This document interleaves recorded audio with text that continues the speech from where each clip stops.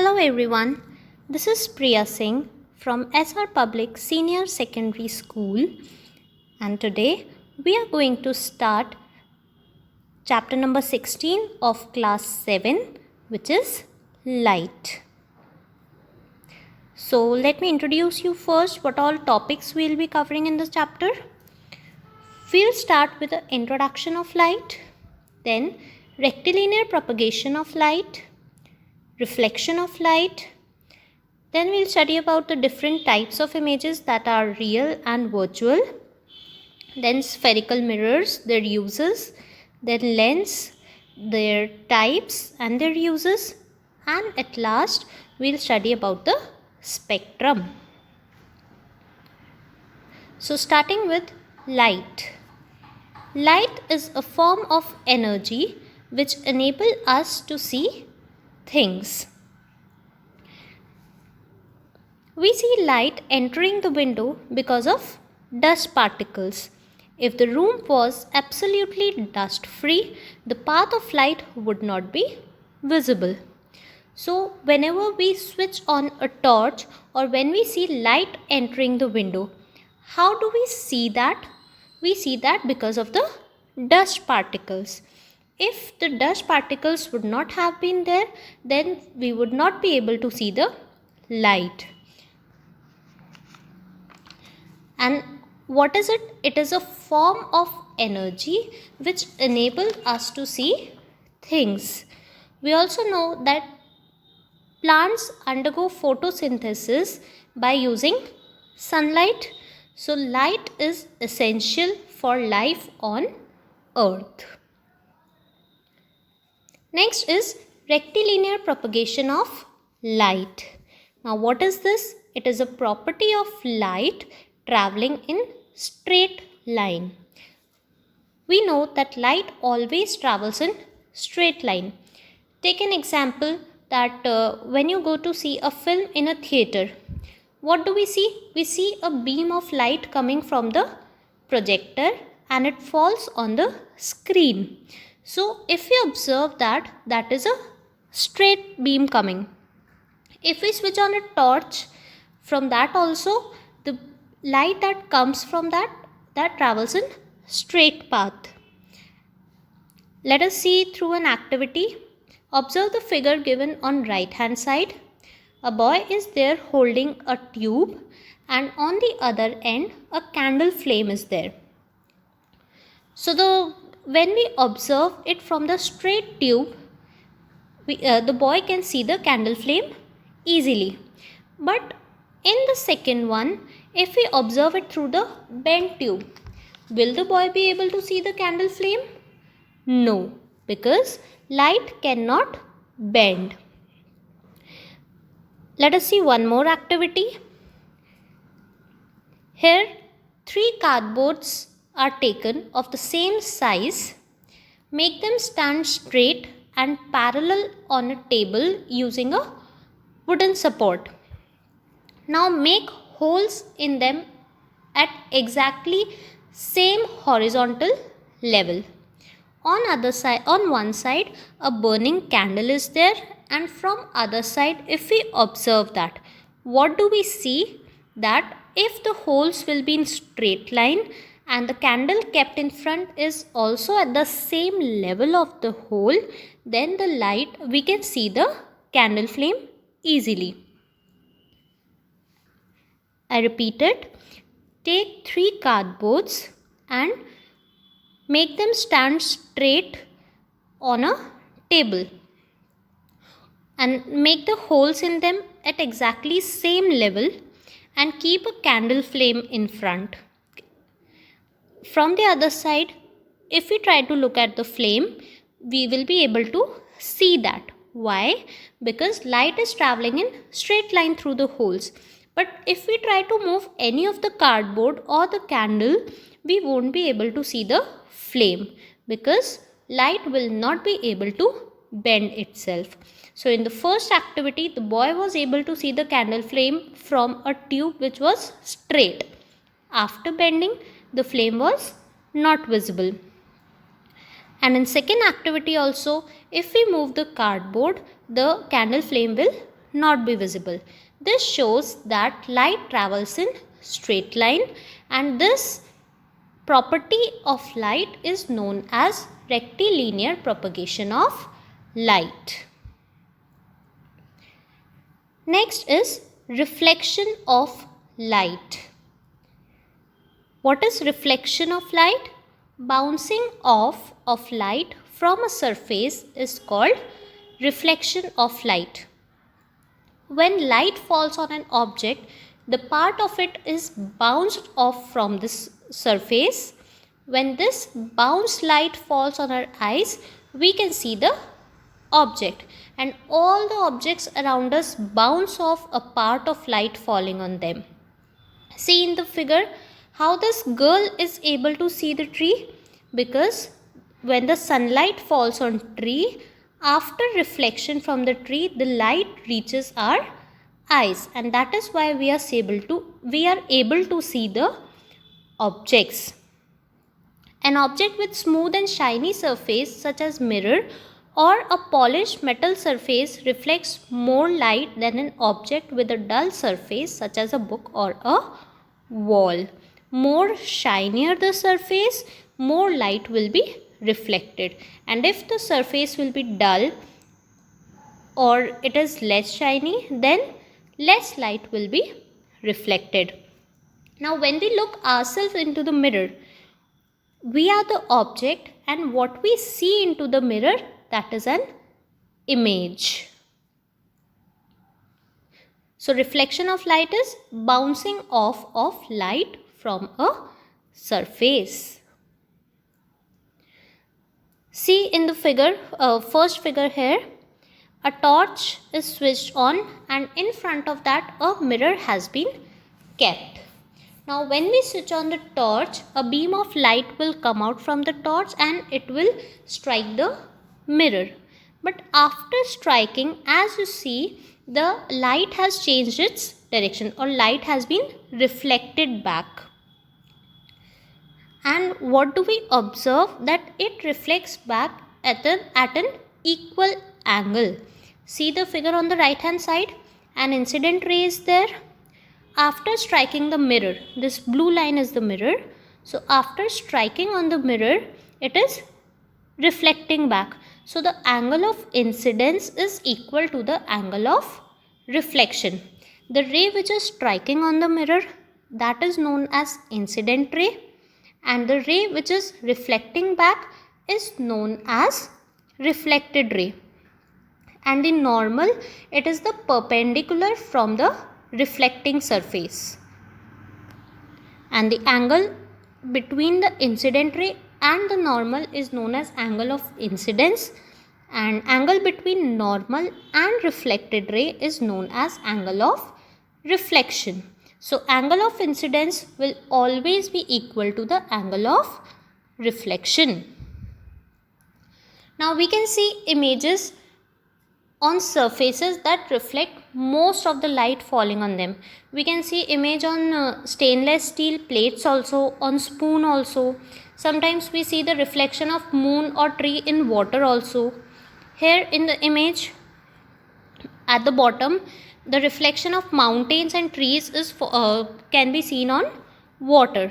So because water is clear, it is a reflecting surface, so the reflection can be easily seen in water.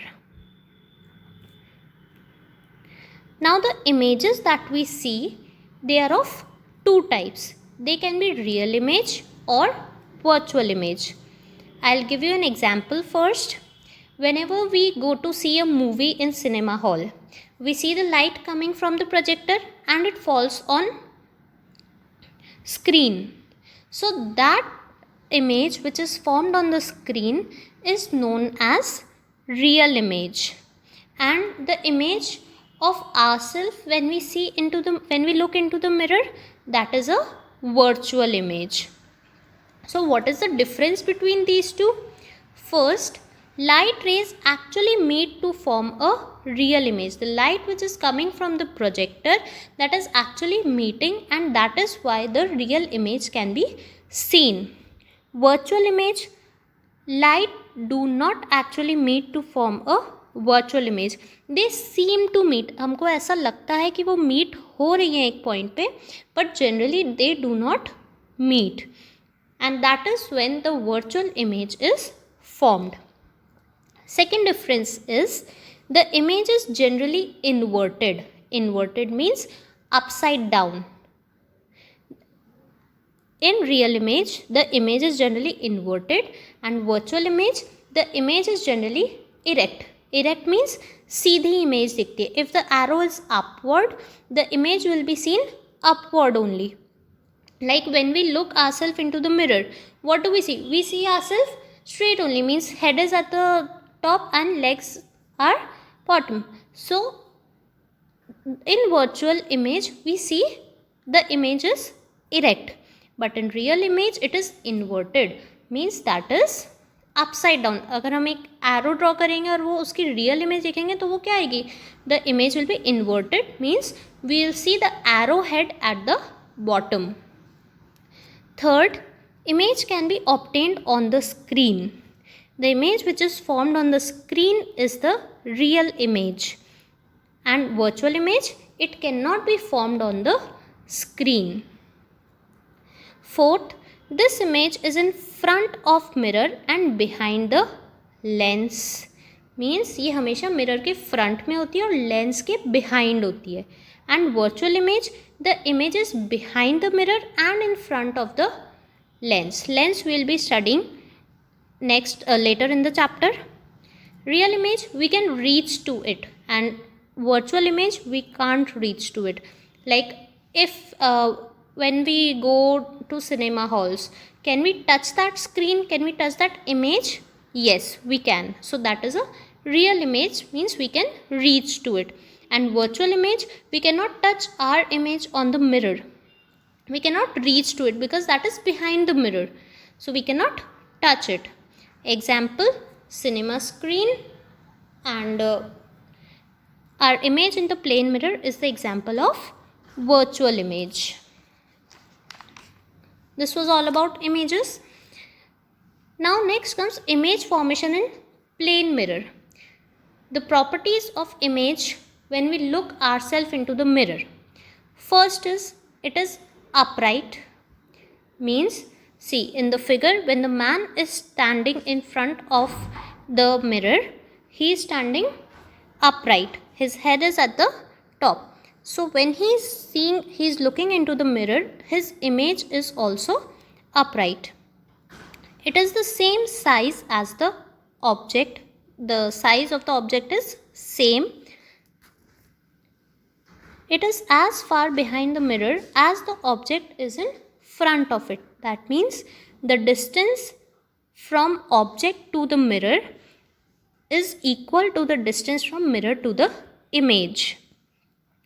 हम जितने distance पे खड़े होंगे mirror से, हमको इमेज भी उतने ही डिस्टेंस पे दिखेगी. Fourth, it is reversed left to right. That means if a man is raising his right hand, then in the mirror the image will be seen that the man is raising his left hand. That means the left and right gets reversed. So what are the properties of plane mirror? The image formed in plane mirror. First, it is upright. Second, it is the same size as the object. Third, it is as far behind the mirror as the object is in front of it. And it is a virtual image. And fourth, it is reversed left to right. And this property, when the image is reversed left to right, is known as lateral inversion. In the image formed by a plane mirror, there is an interchange of left and right. This is known as lateral inversion. We have all seen an example of ambulance. On ambulance, we see that it is written right to left. Why it is written in that way? Because whenever the driver in front of the ambulance who's riding, when he see the ambulance on his rear view mirror, then he reads it correctly. On the ambulance it is written right to left, but when the driver in front will see in the mirror, that will appear left to right, that will appear correctly, so he will easily understand that ambulance is coming and he will give the way to the ambulance. This property of inversion of left to right is known as lateral inversion. Now we have studied about plane mirrors. Let us start with spherical mirrors. Spherical mirror has a sphere-like shape. They appear as they are the part of a sphere. There are two types of spherical mirrors, concave mirror and convex mirror. For understanding, let us take an example of spoon. If we see the surface of that stainless steel spoon, we see a curved surface is there. So that can be taken as concave and convex. Now, the reflecting surface in these mirrors can be either inside or outside. And on that basis, these mirrors are divided into two parts. They can be either concave mirror or convex mirror. If a reflecting surface is on the inside, then it is called concave mirror. And if the reflecting surface is on the outside, then it is called convex mirror. In the figure you can see that a concave mirror, a part of sphere is given which is mirror, and a convex mirror is given on the right side.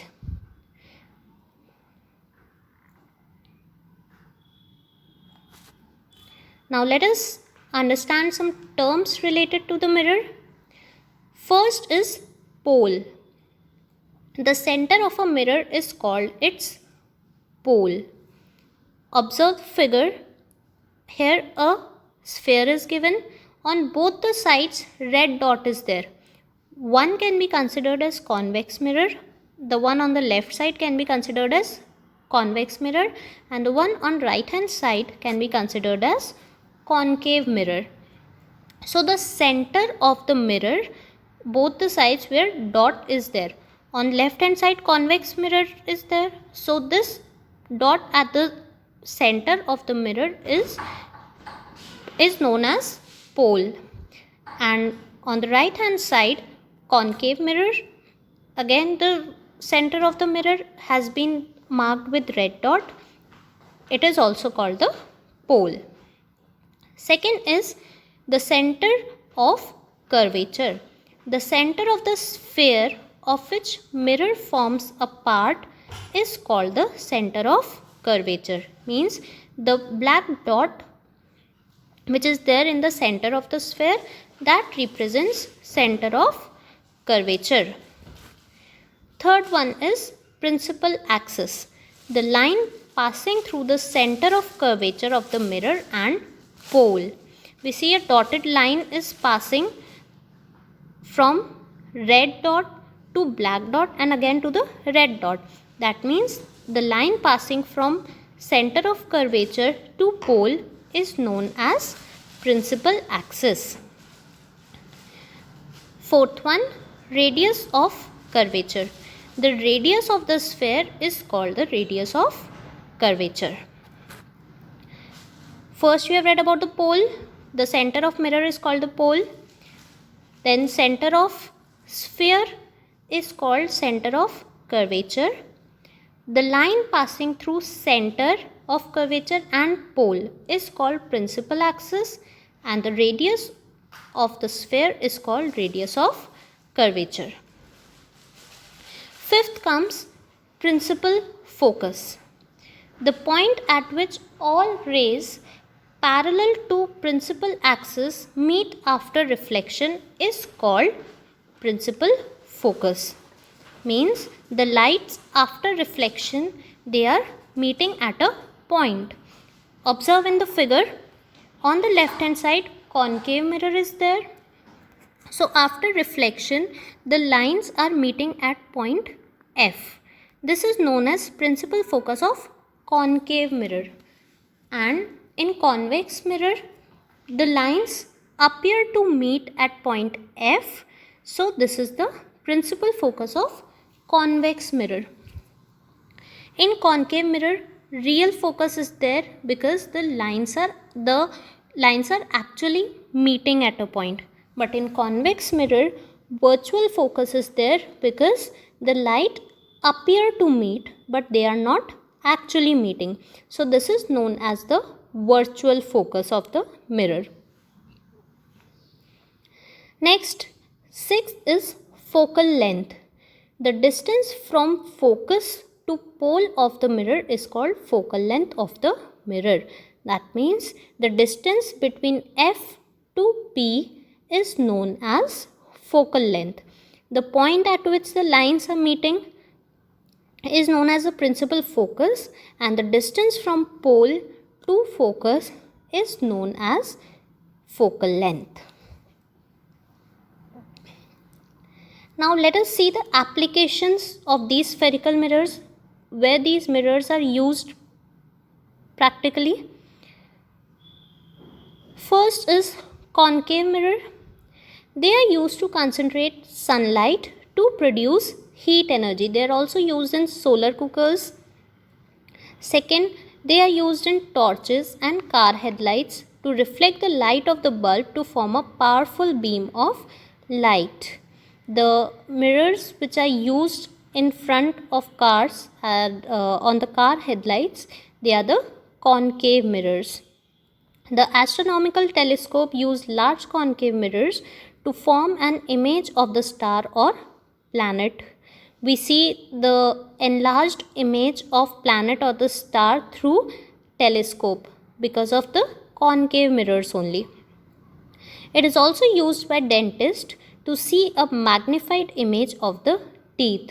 Doctors, the dentists, they also use concave mirror so that they can easily see the magnified or enlarged image of the teeth. Then use of convex mirrors. They are used as rear view mirrors in vehicles. Why convex mirrors are used? So that we can easily see behind and the large area is covered through small mirror. So these were the uses of both types of mirrors. Next, let us start with lenses. What do we mean by lens? We all must have seen a magnifying glass. If we touch or if we try to feel the surface of a magnifying glass with a hand, we see that the surface is curved. So, a transparent medium bounded by two surfaces of which at least one is spherical is called a lens. Transparent medium bounded by two surfaces and one of it is spherical is known as lens. Mirrors were of two types, concave mirror and convex mirrors. Similarly, lenses are also of two types, convex lens and concave lens. So let us study about convex lens first. Convex lens, they are also known as converging lens. First, it is curved outwards. See the image at the bottom. The convex lens is curved outwards, means it is thick in the middle and becomes thinner at the edges. The top and bottom edges, they are thin and from middle it is thick. Third, it merges the light ray passing through it at a certain point. That means when a light is passing through a convex lens, it converges or it merges at a single point. Whatever light rays are coming, they are meeting at a single point. That means the rays are converging. That is why it is also known as converging lens. Next is concave lens. It is curved inward. Convex lens is curved outwards and concave lens is curved inwards. See the image? From the center it is thin and at the edges the lens is thick. And third point, it reflects light back in different directions. That means the light rays, they diverge or they go away from each other after reflection. So that is why it is also known as diverging lens. Convex lens is also known as converging lens. Concave lens is also known as diverging lens. Now, terms related to lenses. First is principal axis. It is a line joining the centers of two spheres C1, C2, of which the lens forms a part. See at the bottom, two figures are given. One is the convex lens. First one is the convex lens and second is the concave lens. So in convex lens, two spheres, the lens is formed by two spheres. So when the line is joining C1 and C2, it is known as principal axis. Same with the concave lens. The line joining C1 and C2 is known as principal axis. It has also been shown with the red arrow. Next is optical center. The center of the lens, which has been marked with O, it is known as optical center. Third is principal focus. It is the point where rays parallel to principal axis meet, is known as principal focus. As we have seen here, see in convex lens, after reflection the lines are meeting at a point. So this is known as principal focus. Focal length, it is a distance between the optical center O and the focus of the length. That means the center of the convex lens and the point where these lines are meeting. That is known as focal length. Next, what type of image is formed by lenses? The properties of image formed by convex lens. First, it is real. That means it forms on screen. Second, it is inverted. Inverted means upside down. Third, the image is large or magnified. And in magnifying glass, the convex lens is used because it magnifies the image. And fourth, it appears close to the lens. So the properties of image formed by convex lens are: they are real, inverted, image is large, appears close to the lens. The properties of image formed by convex lens are: they are virtual. Virtual means it does not form on the screen. Second, the image is erect. Erect means upright. Third, the image is small, or we can say it is diminished. And fourth, it appears far away. So these were the properties of image formed by both the lenses. The next topic is the spectrum. Now, what is a spectrum? A rainbow is a natural phenomenon in which the light rays of the sun are reflected by the water droplets present in the atmosphere. When do we see a rainbow in the sky? Generally after the rains. And how does it appear? When the light falls on water droplets, they reflect back. They give the 7 different colors in the order violet, indigo, blue, green, yellow, orange and red. In short, we can say it Vibgyor. So how does a rainbow, what is a rainbow first? It is a natural phenomenon when the light rays are reflected by water droplets present in the atmosphere, and it generally happens after rain. So the white light, it scatters into 7 different colors. They are violet, indigo, blue, green, yellow, orange and red, and this pattern formed by these colors is known as spectrum.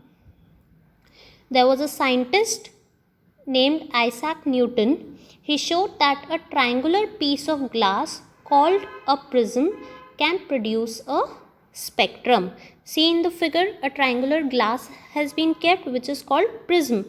So if we pass a white light through it, the lights After passing from the prism, they will form 7 different colors, and these 7 colors, they are known as spectrum. We can also form a spectrum through a Newton's disk. Let us see an activity here. How we can obtain it? The Newton's disk can be obtained by dividing a disk in 7 equal parts and painting each of them with 7 colors of rainbow. Means, take a disk, you can also take a CD and paint it with 7 different colors of the rainbow, and put a pencil in between that hole of the CD and try to rotate that disk as fast as possible. What do we see? That while rotating, the disk appears grayish white in color. That means the white light is composed of 7 colors. In rainbow, what do we see? The white light, it scatters into 7 colors, and here by disk, what experiment we are doing? That these 7 colors, they mix together and form white light. This shows that white light is composed of 7 colors. You can see it through the figure also, that in first disk, the disk has been colored with different colors. Then in the second figure, it is being rotated. After rotating it very fast, in third one, what do we see? That after all the colors are mixed, it converts into white. That means the 7 colors are composed of white light. So this was the last topic of our chapter, and here the chapter number 16, light, is complete. I hope you all must have understood. Thank you.